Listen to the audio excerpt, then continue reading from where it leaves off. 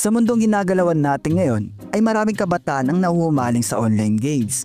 Actually, nakakawili rin naman talaga kung tutuusin. At isa na nga dito ang bida natin na si Fumiya Tomozaki, isang high school student. Umiikot nga ang buhay niya sa paglalaro ng Attack Families o TACFAM, isang online games na sikat sa Japan. Nagawa pa nga ni Tomozaki maging top 1 sa leaderboard sa larong ito. Then halos ginugol na nga ni Tomozaki ang buong oras niya sa paglalaro ng online games at para na rin makaskip sa reality dahil para sa kanya ay napaka-unfair ng mundo dahil wala nga daw itong rules na sinusunod, di tulad ng video games na may rules, objective at ranking. Pero one day ay magbabago ang lahat sa perspective niya nung makilala niya si Aoi Hinami. Bali ka-classmate nga ito ni Tomozaki, then one day nung naglalaro siya ng favorite game niya ay nakalaban niya si No Name, ang pumapangalawa sa leaderboards ng TACFAM o sumusunod kay Tomozaki. Na-appreciate nga ni Tomozaki yung galing ni No Name na halos matalo na siya nito.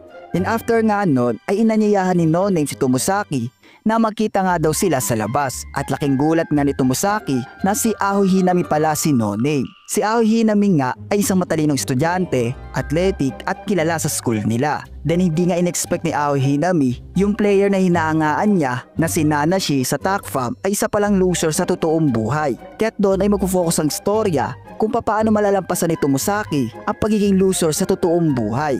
Bali tutulungan nga siya dito ng kanyang life coach na si Aoi Hinami sa kanyang character development na inaasam. At ang lalo magpapa-excite pa nga dito ay binigyan ni Hinami si Tomozaki ng goal na need niya ma-achieve within this high school year life niya, kung saan ay kinakailangan niyang ayusin ang sarili nito, makipag-usap sa 3 babae at ang last ay magkaroon ng sariling girlfriend before 3rd year nila. Kung tutusin nga ay napaka-imposible nitong mangyari para sa katulad ni Tomozaki na isang introvert. Pero isinawalang bahala nga ito ni Tomozaki ang negative thought niya at buong lakas na hinarap ang totoong realidad. Ang unang hakbang nga ay magpo-focus nga sila kung paano magagawa ni Tomozaki makipag-interact sa mga classmate ito marahil sa mababa nga social skills ni Tomozaki. Then isa-isa nga nilang inalam kung ano ang personality na meron ang mga classmate nila. Ang big example nga dito ay si Mimi, isang energetic at mabait na kaibigan ni Aoi Hinami. Bali inalam nga nila dito kung paano ito makipag-interact at sa kung paano niya rin nagagawa makumbinsi ang lahat ng taong nakapalibot sa kanya.